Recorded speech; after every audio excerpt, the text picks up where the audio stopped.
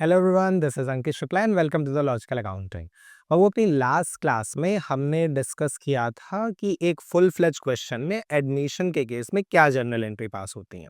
और आज की क्लास में हम ये देखेंगे कि फुल फ्लेज क्वेश्चन में हम किस तरीके से नेसेसरी अकाउंट्स प्रिपेयर करते हैं। देखो, एग्जाम में जो क्वेश्चन आते हैं उसमें दो तरीके से चीज़ें होती हैं। या तो क्वेश्चन तुमको बोलेगा कि जर्नल एंट्री पास कर दो, और या फिर क्वेश्चन बोलेगा कि तुम अकाउंट्स बना दो और बैलेंस शीट बना दो, राइट। तो अपनी लास्ट क्लास में हमने जर्नल एंट्री देख ली थी, और आज की क्लास में हम ये समझेंगे कि अगर हमें जर्नल एंट्री ना पास करनी हो, नेसेसरी अकाउंट प्रिपेयर करने हो, तो किस तरीके से चीजें की जाएंगी, राइट।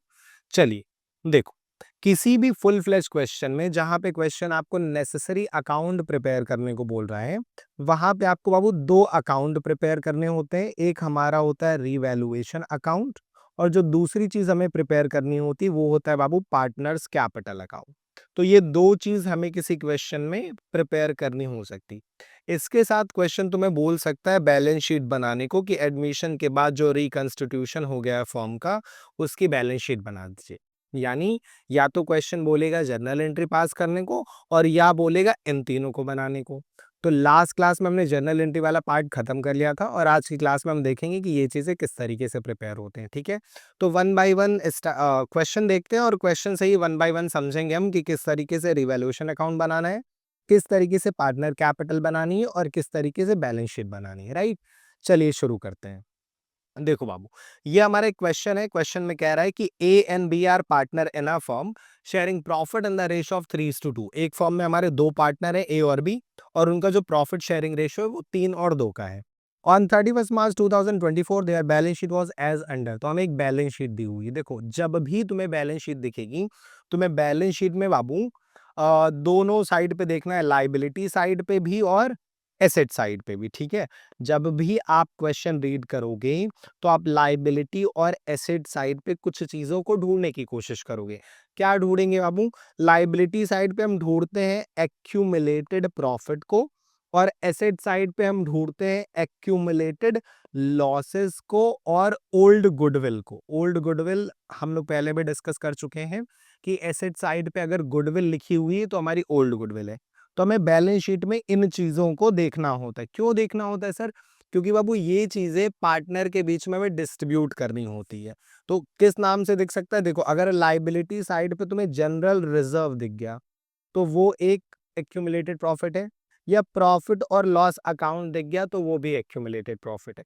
इसी तरीके से अगर एसेट साइड पे तुम्हें प्रॉफिट लॉस दिख रहा है, मतलब वो एक्यूमुलेटेड लॉस है। और अगर तुम्हें एडवर्टाइजमेंट सस्पेंस अकाउंट दिख रहा है, तो ये भी लॉस है। और गुडविल किस नाम से दिखती है? गुडविल तो अपने ही नाम से दिखती है, गुडविल नाम से, ठीक है। तो हमें जब भी बैलेंस शीट रीड करनी है, हमें बस एक ऊपर ऊपर से ये चीज समझने की कोशिश करनी है कि क्या क्वेश्चन में कोई एक्यूमुलेटेड प्रॉफिट, एक्यूमुलेटेड लॉस और ओल्ड गुडविल दी है कि नहीं दी है। क्योंकि जब पार्टनर कैपिटल अकाउंट बनेगा, तो ये चीजें पार्टनर कैपिटल में जाती हैं, ठीक है। चलो, अच्छा, इसके अलावा क्वेश्चन में स्पेसिफिक रिजर्व दिया हो सकता है बाबू, जैसे वर्कमैन कंपनसेशन रिजर्व और investment fluctuation reserve. Workman compensation reserve और इन्वेस्टमेंट फ्लक्चुएशन रिजर्व का ट्रीटमेंट थोड़ा सा अलग होता है। इस केस में आप क्या करते हो? आप जर्नल एंट्री पास कर लो, और जर्नल एंट्री में अगर पार्टनर कैपिटल आया है तो आप उसकी लेजर पोस्टिंग कर दो कैपिटल में, और अगर रिवैल्यूएशन आया तो रिवैल्यूएशन में लेजर पोस्टिंग कर दो। परेशान मत होना, इसको हम लोग क्वेश्चन से समझेंगे, ठीक है। अभी के लिए हमें WCR IFR पे फोकस नहीं करना है। जब भी हमें क्वेश्चन मिलेगा, तो हमें एक्यूमुलेटेड प्रॉफिट को ढूंढना है, यानी जनरल रिजर्व और PL, और accumulated loss and old goodwill को देखना है, यानी एडवर्टाइजमेंट सस्पेंस PL और ओल्ड गुडविल, ठीक है। चलो, तो हम क्वेश्चन रीड कर रहे थे, हमें 3:2 का ओल्ड रेशियो मिला ए और बी का, और हमें बैलेंस शीट मिली। तो बैलेंस शीट मिली तो फटाफट से देख लेते हैं इसमें कुछ है कि नहीं। तो creditor outstanding general reserve capital क्या मिला हमें? हमें मिल गया sir accumulated profit general reserve 1.5 lakh रुपए का।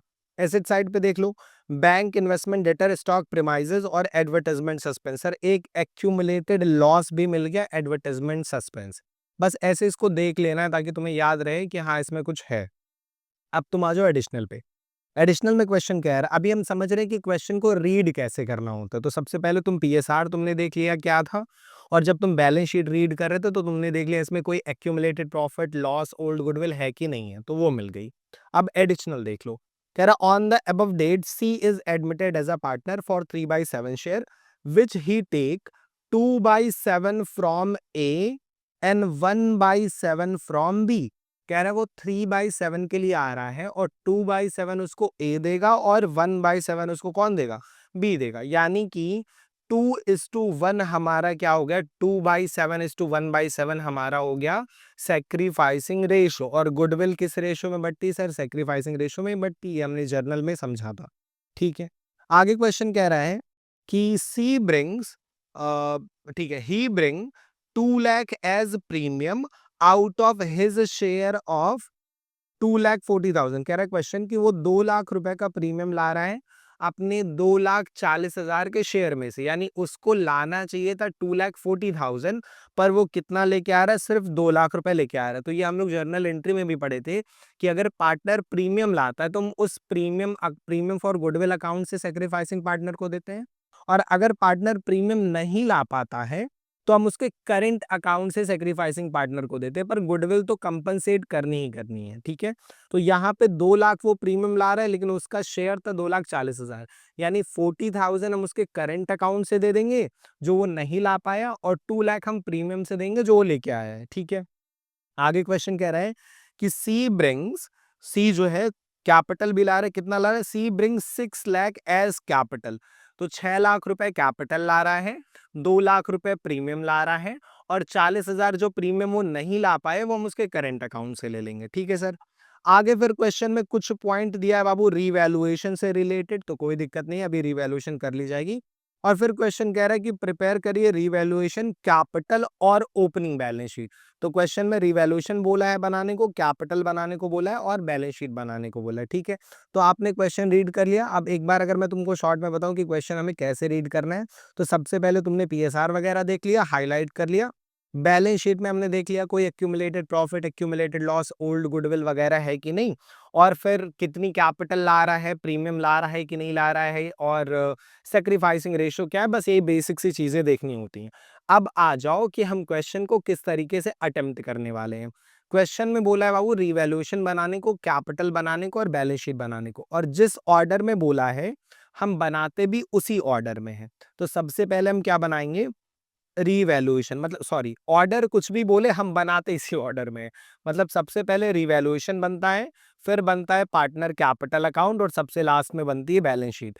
तो एक एक करके चलो समझते हैं कि किस तरीके से हमें रीवैल्यूएशन बनाना है, कैपिटल बनाना है और बैलेंस शीट बनानी है। देखो, रीवैल्यूएशन अकाउंट बहुत आसान है बनाना। दो साइड होता है बाबू, डेबिट और क्रेडिट, और रीवैल्यूएशन अकाउंट का नेचर होता है नॉमिनल, यानी कि अगर एसेट या लाइबिलिटी के इंक्रीज या डिक्रीज से तुम्हें किसी भी तरह का फायदा हो रहा है तो हम उसे लिख देंगे रिवैल्यूएशन के क्रेडिट साइड पे, और अगर एसेट या लाइबिलिटी के इंक्रीज या डिक्रीज से हमें किसी भी तरीके का नुकसान हो रहा है तो वो हम लिख देंगे डेबिट साइड पे। यानी एसेट लाइबिलिटी के बढ़ने घटने से फायदा हुआ तो क्रेडिट में और नुकसान हुआ तो डेबिट में। पर ध्यान देना, अगर कभी एसेट लाइबिलिटी से कुछ नुकसान हुआ और उस नुकसान को कंपनसेट करने के लिए मेरे पास कोई प्रोविजन या रिजर्व पड़ा हुआ है, तब उस केस में वो नुकसान यहाँ पे नहीं आता है। जैसे मान लो क्वेश्चन में बोला कि डेटर में से कुछ अमाउंट बैड डेट्स हो गया, तो एसेट डिक्रीज हुआ, नुकसान है, रिवैल्यूएशन के डेबिट में आना चाहिए वो बैड डेट्स। पर क्वेश्चन बोला कि हमारे पास प्रोविजन है उस लॉस को कंपनसेट करने के लिए, provision for bad and doubtful debts. उस केस में पहले वो नुकसान प्रोविजन से सेट ऑफ होगा, और अगर उसके बाद भी नुकसान बचेगा तो वो यहाँ पे आएगा। ठीक है, ये चीज सिर्फ तीन चीजों के साथ हो सकती है, बैड डेट्स के साथ हो सकती है, वर्कमैन कंपनसेशन लाइबिलिटी के साथ हो सकती है, जिसके लिए वर्कमैन कंपनसेशन रिजर्व कभी कभी क्वेश्चन में दे देता है, और इन्वेस्टमेंट के साथ हो सकती है। अगर इन्वेस्टमेंट डिक्रीज हुआ तो नुकसान है, डेबिट में आना चाहिए, पर अगर मान लो इन्वेस्टमेंट फ्लक्चुएशन रिजर्व दिया तो फिर वो यहाँ पे नहीं आएगा, पहले उससे सेट ऑफ होगा। ठीक है, चलो, मुद्दे की बात बस इतनी सी कि फायदा या नुकसान होगा तो वही यहाँ पे आता है, अगर फायदा हुआ तो क्रेडिट में और नुकसान हुआ तो डेबिट में। आओ एक एक करके सब फटाफट से करते हैं।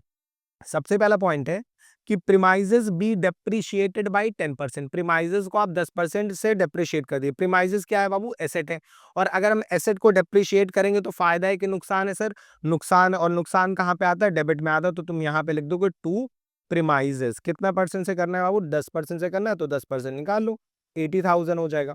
नेक्स्ट पॉइंट क्वेश्चन कह रहा है accrued income 15,000 is to be taken into account. कह रहा अक्रूड इनकम को आप अकाउंट्स में कंसीडर करिए, मतलब अगर तुम अपनी बैलेंस शीट देखो तो यहाँ पे कहीं पे भी अक्रूड इनकम नहीं है, और क्वेश्चन कह रहा है अब आपको अक्रूड इनकम रिकॉर्ड करनी है। अक्रूड इनकम हमारी एसेट होती बाबू, और एसेट हमारी पहले नहीं थी, अब अचानक से आ गई, तो एसेट बढ़ती है तो क्या होता है, फायदा होता है, और फायदा कहाँ पे आता है, क्रेडिट में आता है। तो हम यहाँ पे लिख देंगे बाई अक्रूड इनकम। ठीक है, कितने रुपए का है, 15,000, तो यहाँ 15,000 आ गया। इसके बाद से नेक्स्ट पॉइंट क्वेश्चन में कह रहा है कि इन्वेस्टमेंट को इंक्रीज करिए 2 लाख रुपए से। तो अगर इन्वेस्टमेंट बढ़ेगा तो फायदा है सर, क्रेडिट पे आ जाएगा बाई इन्वेस्टमेंट, और कितने से बढ़ाने के लिए कह रहा है सर, 2 लाख रुपए से। ठीक, और कह रहा है कि stock is to be increase to 2 lakh, stock को भी बढ़ाना है, तो स्टॉक को बढ़ाएंगे तो वो भी फायदा है, वो भी आ जाएगा क्रेडिट पे।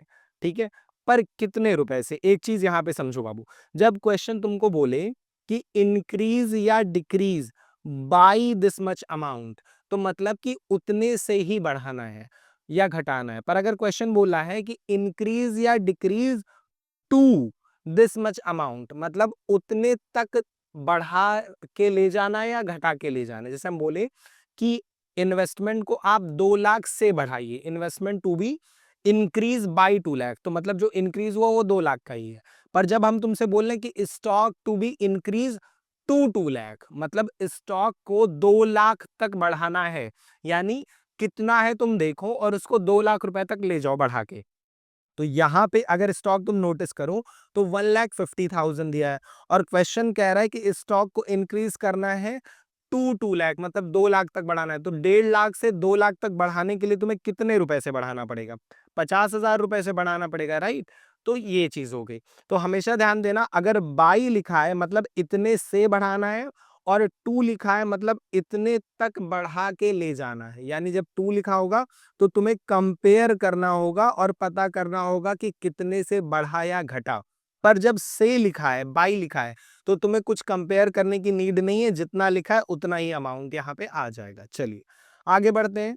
आगे क्वेश्चन में कह रहा है कि a liability of 10,000 included in creditor is not likely to arise. कह रहा है क्रेडिटर में एक लाइबिलिटी 10,000 की है जो अराइज ही नहीं होगी, यानी हमें अब फ्यूचर में अपने क्रेडिटर को 10,000 रुपए नहीं देने हैं।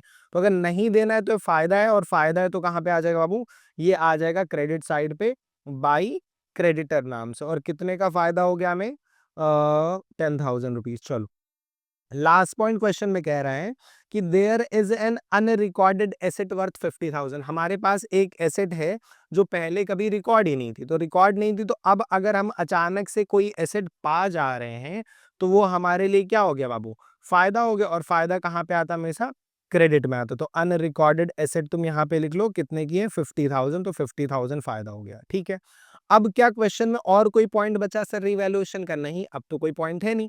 तो एक बार जब तुम सारे फायदों को क्रेडिट में और नुकसान को डेबिट में लिख लेते हो, तो उसके बाद हमारा अगला काम होता है डिफरेंस निकालना। जिस तरीके से पीएल अप्रोप्रिएशन बनाते थे वैसे ये होता है कि अगर डेबिट में डिफरेंस आता है तो हमारा होता है प्रॉफिट, जिसे हम ओल्ड पार्टनर ओल्ड रेशो में बांटते हैं, और अगर क्रेडिट में डिफरेंस आता है तो वो हमारा होता है लॉस, और उसे भी हम ओल्ड पार्टनर ओल्ड रेशो में बांटते हैं। तो फटाफट से कर लेते हैं, 15,000, 2 लाख रुपीज, 50,000, 10,000 एंड 50,000। तो इस साइड का टोटल आ गया बाबू 3,25,000, और इधर भी टोटल हमारा आना चाहिए 325। पर अगर तुम नोटिस करो तो सिर्फ 80,000 ही यहाँ पे है, यानी जो डिफरेंस आ रहा है वो आ रहा है 2,45,000 को। तो हमारा प्रॉफिट कितना हो गया, 245 का।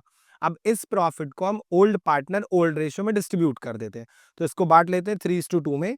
तो ये हमारा आ जाएगा ए के लिए 1,47,000, और इसको फिर वापस से मैं 3 से डिवाइड करके 2 से मल्टीप्लाई कर देता हूं, तो ये आ जाएगा 98,000। चलो, तो रीवैल्यूएशन अकाउंट इस तरीके से बन जाएगा, बहुत सिंपल है। एसेट लायबिलिटी के इंक्रीज डिक्रीज से अगर कुछ फायदा हो रहा है तो वो क्रेडिट में आता है, और अगर इंक्रीज या डिक्रीज से कुछ नुकसान होता है तो डेबिट में आता है। फिर डिफरेंस निकाल लिया जाता है, डेबिट डिफरेंस मतलब प्रॉफिट और क्रेडिट डिफरेंस मतलब लॉस। ठीक है, रिवैल्यूएशन आपको एकदम अच्छे से क्लियर हो गया होगा आई होप। चलिए अब बात कर लेते हैं कि किस तरीके से हम किसी भी क्वेश्चन में बनाते हैं पार्टनर की कैपिटल अकाउंट को। चलो लिख लेते हैं पार्टनर्स कैपिटल अकाउंट। देखते हैं फॉर्मेट पहले से बनाया पड़ा हुआ है कि नहीं है, शायद हाँ मिल गया, चलो थैंक गॉड। पर एक्स्ट्रा कॉलम की नीड पड़ेगी यहाँ पे, पहले इसको हटा लेते हैं। उप्स, ओके ठीक है बाबू। तो यहाँ पे कितने पार्टनर थे हमारे, 2 पार्टनर थे ए और बी, और हमें एक एडिशनल कॉलम की नीड पड़ेगी सी के लिए, तो हम यहीं पे एक कॉलम अटैच कर लेते हैं सी के लिए। चलो तो फिर हमारा हो गया ए बी सी, और ये भी ए बी सी। अब देखो बाबू, पार्टनर कैपिटल अकाउंट कैसे बनेंगी। देखो एक सिंपल सा तुम्हें स्टेप बता रहा हूं मैं, उस स्टेप को याद कर लो और कैपिटल अकाउंट बनाना हो जाएगा बहुत ज्यादा आसान। 3 चीजें होती हैं जो हमें मेनली कैपिटल अकाउंट में लिखनी होती है, उसको तुम एकदम अच्छे से याद कर लो। ये 3 चीज एडमिशन, रिटायरमेंट, डेथ हर चैप्टर में काम आने वाली है। क्या क्या है सर, फटाफट से देखिए। सबसे पहला स्टेप होता है बाबू क्रॉस ट्रांसफर। क्या करना है cross transfer, accumulated profit, accumulated losses और ओल्ड गुडविल। ये पहली चीज हो गई कि जो भी एक्यूमुलेटेड प्रॉफिट है, लॉस है या ओल्ड गुडविल है, उसको आप क्रॉस ट्रांसफर कर दीजिए। ठीक है, मतलब अगर लायबिलिटी में दिया है तो इधर आ जाएगा और एसेट में दिया है तो इधर आ जाएगा। दूसरा स्टेप होता है न्यू पार्टनर की कैपिटल लिख दो, न्यू पार्टनर कैपिटल, और साथ में गुडविल का ट्रीटमेंट कर दो, ट्रीटमेंट ऑफ गुडविल। अभी ये करना कैसे, अभी इस पे हम लोग बात करेंगे। ठीक है, और सबसे लास्ट स्टेप होता है बाबू क्रॉस ट्रांसफर प्रॉफिट या लॉस ऑफ रीवैल्यूएशन। ये 3 स्टेप याद रखना, कैपिटल अकाउंट बहुत इजीली बनेगा। चलो तो सबसे पहला काम क्या करना है, देखो सबसे पहली चीज तो होती है ओपनिंग बैलेंस लिखना। देखो यहाँ पे ए और बी ओल्ड पार्टनर है, तो इनका ओपनिंग बैलेंस लिख दो। किस साइड लिखना है सर, अपोजिट। इसमें भी क्रॉस ट्रांसफर होता है, मतलब लाइबिलिटी में दिया तो हम कहाँ पे लिख देंगे, अपोजिट साइड पे। By balance brought down, 6 lakh रुपए ए में लिख देते हैं और 4 लाख रुपए लिख देते हैं बी में, और सी तो ओल्ड पार्टनर था नहीं तो उसमें डैश कर दो। ओपनिंग बैलेंस तुमने लिख लिया। अब तुम अपना स्टेप याद रखो, पहला स्टेप क्या होता है, cross transfer accumulated profit, accumulated loss and old goodwill. Balance sheet में आओ। अब इसीलिए मैंने बोला था कि स्टार्टिंग में ही देख लेना क्या क्या है तुम्हारे पास। तो हमारे पास सिर्फ जनरल रिजर्व था एक्यूमुलेटेड प्रॉफिट में, और एक्यूमुलेटेड लॉस में था एडवर्टाइजमेंट सस्पेंस, कोई भी ओल्ड गुडविल नहीं थी।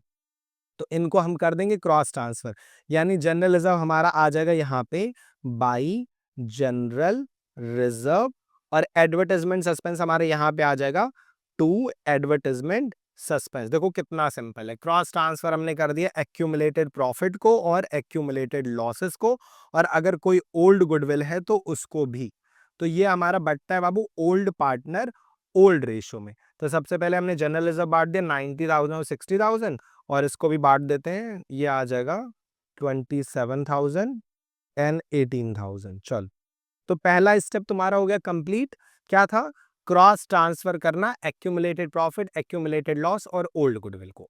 सेकंड स्टेप होता है बाबू नए पार्टनर की कैपिटल लिखना और गुडविल का ट्रीटमेंट करना। तो क्वेश्चन बोला था कि जो नया वाला पार्टनर है वो 6 लाख रुपए की कैपिटल ला रहा है। अब लिखना किधर है, देखो बहुत सिंपल है। अगर पैसा लेके आ रहे हो तो तुम यहीं पे लिख दो बाई बैंक बैलेंस। अगर मेरे पास होगा, अगर हमारी पास एसेट में बैंक होगा तो हम यहाँ पे बैंक से पैसा लेंगे। अगर मान लो हमारे पास एसेट में कैश होगा तो हम कैश से पैसा लेंगे, जो होता है उसी से लेना होगा। ठीक है, तो नए सेकंड स्टेप होता है न्यू पार्टनर की कैपिटल लिखना। तो न्यू पार्टनर की कैपिटल के लिए कुछ नहीं करना, बाई बैंक या बाई कैश लिख देना, और किस में लिख देना, नए वाले पार्टनर में। ये बहुत सिंपल हो गया। साथ में हमने यहाँ पे लिखा है plus treatment of goodwill, goodwill के लिए ट्रीटमेंट करिए। अब ट्रीटमेंट बहुत सिंपल है, देखो अगर पार्टनर प्रीमियम लेके आ रहा है, ठीक है, तो हम यहाँ पे लिखते हैं बाई प्रीमियम फॉर गुडविल। मतलब अगर प्रीमियम ला रहा है तो प्रीमियम लिखना है, और अगर मान लो प्रीमियम नहीं लाया तो हम लिखते हैं बाई सीज करेंट अकाउंट। मतलब प्रीमियम लाएगा तो प्रीमियम से पैसा लेना है, और अगर प्रीमियम नहीं लाएगा तो उसके करेंट अकाउंट से लेना है। तो सेकंड स्टेप बहुत सिंपल है, नए पार्टनर की कैपिटल और ट्रीटमेंट ऑफ गुडविल के लिए नए पार्टनर की कैपिटल के लिए बाई बैंक लिखना है, और ट्रीटमेंट ऑफ गुडविल में प्रीमियम लाएगा तो बाई प्रीमियम, और अगर प्रीमियम नहीं लाएगा तो बाई सीज करेंट अकाउंट। बस इतना कर देना, काम खत्म हो गया। ठीक है, अब यहाँ पे क्वेश्चन बोला था कि उसका शेयर है 240, जिसमें से वो 2 लाख लेके आ रहा है। यानी यहाँ पे दोनों चीज हो रही है, प्रीमियम थोड़ा सा लाया और थोड़ा नहीं लाया है। कितना लेके आया सर, 2 लाख लेके आया। तो वो 2 लाख बटेगा सेक्रीफाइसिंग पार्टनर में, सेक्रीफाइसिंग रेशियो में, तो ये आ जाएगा 1,33,333 रुपीज और ये आ जाएगा 66,667 रुपीज। ये हमने पहले 2 लाख का जो प्रीमियम लेके आया था उसको बांट दिया। अब जो 40,000 जिसके लिए वो प्रीमियम नहीं ला पाया है उसको हम बांटेंगे बाबू किस रेशो में, एक सेकंड, क्या ये सही डिस्ट्रीब्यूशन हुआ है? Divided by 3 multiply by 2, okay सही है।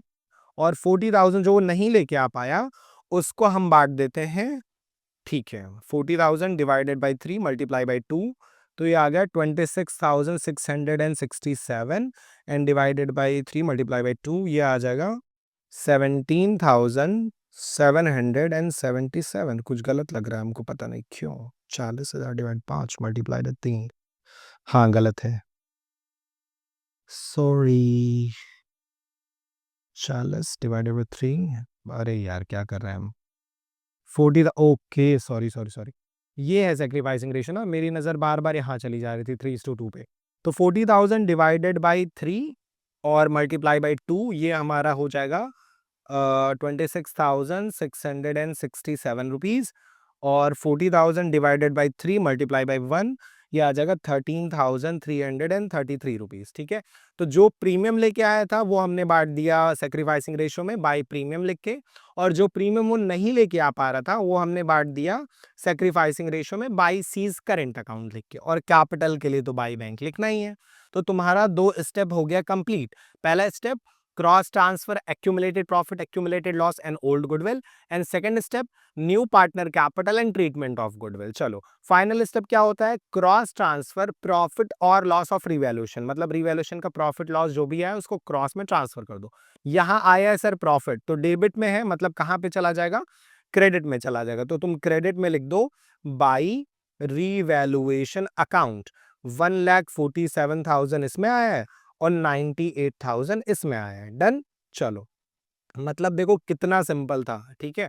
सिंपल, सबसे पहले हमने बैलेंस लिखा और अपना 3 स्टेप का प्रोसेस होता है वो तीनों हमने फटाफट से कर लिया और काम खत्म हो गया। ये करने के बाद एक बार तुमको क्वेश्चन देखना पड़ेगा कि कुछ अपने मन से तो क्वेश्चन नहीं कह रहा कि कोई पार्टनर एसेट लेके आ रहा है, बिल्डिंग लेके आ रहा है, मशीनरी लेके चला जा रहा है। अगर कुछ ऐसा पॉइंट होता है तो उसको हमको अलग से लिखना पड़ता है, अदरवाइज 99% क्वेश्चन में कुछ एडिशनल पॉइंट नहीं होता।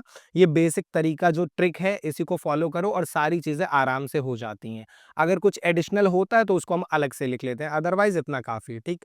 पर मोस्ट ऑफ द क्वेश्चन में तुमको कुछ अलग से मिलेगा नहीं। एक बार तुमने सारे स्टेप कंप्लीट कर लिए, वो तीनों स्टेप कंप्लीट कर लिए, तो हमें कुछ नहीं करना होता। वो सिंपल चीज है, टू बैलेंस कैरेट डाउन, मतलब हमें टोटल कर लेना है और पार्टनर का डिफरेंस निकाल के बैलेंस निकाल लेना है। तो सर सी में तो 6 लाख रुपए सीधे सीधे दिख रहे हैं, और ए और बी का देख लेते हैं। 6 लाख प्लस 19,000, 90,000 प्लस 1,33,333, एक जीरो एक, हाँ ठीक है, प्लस 26,667 एंड प्लस 1,47,000, और इसमें से हम माइनस कर देते हैं 27,000। तो ये आ गया बाबू 9,70,000 ए का बैलेंस, ठीक है। बी के केस में देख लेते 4,60,000 में प्लस कर देंगे 66,000 एंड 13,000 एंड 98,000 माइनस 18,000, तो ये आ गया 6,20,000। टोटल मैं नहीं लिख रहा हूं, तुम लिख लेना, टोटल इज कंपलसरी, ठीक है। चलो तो कैपिटल अकाउंट बहुत इजीली बन गया, ठीक है। मतलब सिंपल अपना स्टेप याद रखना है और चीजें आसान हो जाती हैं। एक बार कैपिटल बन गया, रिवैल्यूएशन बन गया, तो अब हम समझ लेते हैं कि सर किस तरीके से किसी क्वेश्चन में हम बनाते हैं बैलेंस शीट को। देखो बैलेंस शीट बनाने का तरीका बाबू बहुत सिंपल है। बैलेंस शीट हम कैसे बनाते हैं, हम रेफर करते हैं अपनी ओल्ड बैलेंस शीट को। सेम ही क्वेश्चन है, यहाँ थोड़ा बड़े पेज पे लगा दिए, मतलब पेज तो वही है, उसको बड़ा कर दिए। तो क्या करना है, पुरानी बैलेंस शीट रेफर करनी है और पुरानी बैलेंस शीट को देखते हुए चीजों को एक एक करके लिखना है। पर अगर कोई चीज ऐसी जिसकी वैल्यू अपडेट हो गई, अपडेट हुई कि नहीं कैसे पता चलेगा, रिवैल्यूएशन अकाउंट में अगर इंक्रीज डिक्रीज हुआ होगा तो लिखा होगा, वहां से पता चल जाएगा। तो अगर वैल्यू अपडेट हुई तो अपडेटेड वैल्यू लिखना, वैल्यू अपडेट नहीं हुई तो जितनी वैल्यू थी उतनी ही लिख देना। और अगर कोई ऐसी चीज है जो बढ़ चुकी है, डिस्ट्रीब्यूट हो चुकी है, तो उसको दोबारा लिखने की जरूरत नहीं है। आओ फटाफट से करते हैं। सबसे पहले आए क्रेडिटर, तो यहां पे लिख लो तुम क्रेडिटर्स। क्रेडिटर में कोई चेंज आया था? हाँ सर, क्रेडिटर में चेंज आया। यहाँ रिवैल्यूएशन में देखो क्रेडिटर 10,000 से डिक्रीज हो गया था। तो अब मेरे पास बचे क्रेडिटर 1,10,000 के। नेक्स्ट पॉइंट है आउटस्टैंडिंग एक्सपेंस। क्या कोई आउटस्टैंडिंग एक्सपेंस यहाँ पे आया है कहीं पे? नहीं नहीं नहीं नहीं, यहाँ कोई आउटस्टैंडिंग एक्सपेंस नहीं है। तो एज इट इज हमारा रह जाएगा आउटस्टैंडिंग एक्सपेंस 30,000 रुपीज। फिर है हमारा अगला पॉइंट जनरल रिजर्व। तो जनरल रिजर्व तो हम बांट दिए सर, उसको दोबारा लिखना नहीं है। फिर हमारा ए और बी की कैपिटल है, तो हम यहाँ पे लिख देंगे कैपिटल अकाउंट्स। और इस बार ए और बी नहीं, 3 पार्टनर है, ए बी और सी, और तीनों की कैपिटल तुमको यहाँ मिल जाएगी कैपिटल अकाउंट में जो क्लोजिंग बैलेंस आया है 9,70,000 और 6,20,000। और नए वाले पार्टनर का कितना था? उसका तो 6 लाख ही था सर। चलो, तो ये हो जाएगा 6 6 12 8 20 21,70,000, 21,70,000। चलो, टोटल कैपिटल होगी। अब देखो लाइबिलिटी साइड में जितनी चीजें थी हमने सब लिख ली। अब एसेट पे आ जाओ, तुम एक एक करके लिखते हैं फटाफट से। सबसे पहले बैंक बैलेंस। बैंक बैलेंस में थोड़ा सा ध्यान देने की जरूरत है क्योंकि बैंक बैलेंस चेंज होता है। देखो 30,000 रुपए थे, ठीक है। अब जो नया पार्टनर आया है वो कितना लाया पैसा? वो 2 लाख रुपए लाया है प्रीमियम के नाम पे और 6 लाख रुपए लाया है कैपिटल के नाम पे। इसके अलावा कोई पैसा लाया नहीं है और किसी पार्टनर ने कोई पैसा निकाला भी नहीं है। तो टोटल हमारे पास पैसा हो गया अब 8,30,000, जिसको हम यहाँ पे लिख देंगे 8,30,000। सिंपल है, अगर कोई पार्टनर पैसा ला रहा है तो ऐड कर लेना और ले जा रहा है तो माइनस कर लेना। नेक्स्ट पॉइंट हमारा इन्वेस्टमेंट। और इन्वेस्टमेंट में कोई चेंज आया था? एक बार देख लेते हैं इन्वेस्टमेंट। हाँ, 2 लाख रुपए से इन्वेस्टमेंट हमारी इंक्रीज हो गई थी।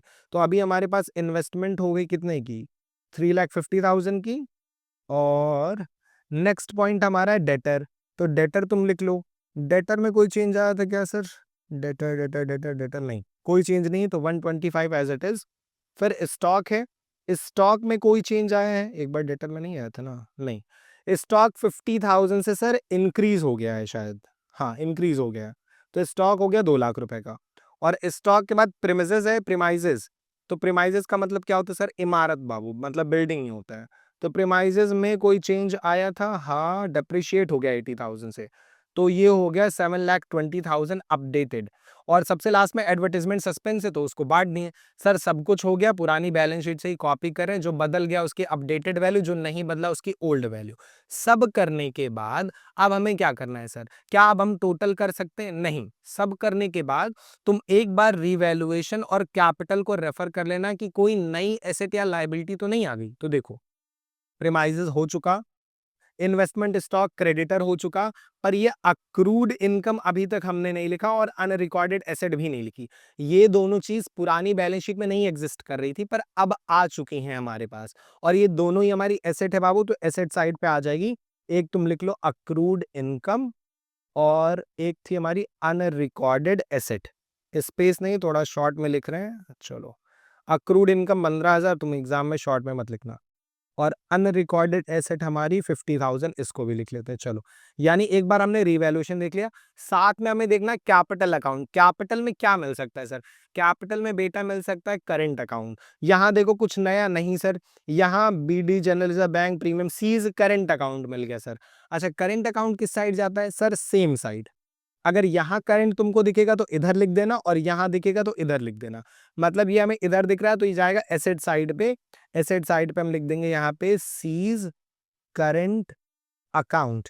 कितना लिखना है सर? बाबू देखो, सी के करंट अकाउंट में यहाँ 2 अमाउंट है, ये दोनों जोड़ के लिखना है। और टोटल कितना आया था? 40,000 रुपए वो नहीं लाया था जो हमने करंट से लिए थे, तो 40,000 ही हो गए। बस, मतलब पुरानी बैलेंस शीट से कॉपी किया, रीवैल्यूएशन कैपिटल एक बार देख लिया किसी नई इंफॉर्मेशन के लिए, और इसके बाद लास्ट में कुछ नहीं करना, बस टोटल कर लो और दोनों साइड का टोटल हो जाना चाहिए शायद से मैच। 3,50,000, 1,25,000, 2 lakh rupees, 7,20,000, 15,000, 50,000, 40,000। हाँ, 23,30,000। इधर भी देख लेते हैं, पता नहीं मैच करेगा नहीं करेगा। करेगा नहीं करेगा। उप्स, नहीं किया। Something is missing. What is missing? Did I total it wrongly? 23,10,000। एक बार फिर से टोटल कर लेते हैं। 830, 350, 1,25,000, 2 lakh rupees, 7,20,000, 15,000, 50,000 and 40,000। Okay, everything is right. और बैलेंस शीट का टोटल 2330 है, मतलब कि 20,000 से हमने कुछ यहाँ पे छोड़ दिया। क्या छोड़ दिया? ओके, क्रेडिटर है, आउटस्टैंडिंग एक्सपेंस है और जनरल रिजर्व तो है नहीं। कैपिटल हमने सही लिखी है 970, 620 और 6 लाख। कैपिटल का टोटल एक बार देख लेते हैं, 9,70,000, 6,20,000 और 6 लाख। तो कैपिटल, ओके, ये टोटल मिस्टेक है, सॉरी। इट इज 21,90,000 बाबू। चलो कोई बात नहीं, कैलकुलेटर ही है। ओके, तो 21,90,000, 30,000 एंड 1,10,000 बाबू, ये टोटल आ गया हमारा 23,30,000। क्या सर पहले क्वेश्चन में बैलेंस शीट खराब कर दिए आप? कोई बात नहीं बेटा, मैच तो कर गया। Point is we need to match. और यहाँ पे पेन की बैटरी हो गई है लो, जो कि कह रहा है कि सर बस करिए सर, बच्चों को बहुत पका लिए सर आप। 23,30,000 पर हम टाइप के बिना नहीं जाएंगे। ओके, चलो ठीक है। तो खैर अब बैटरी चली गई तो कोई बात ही नहीं सर।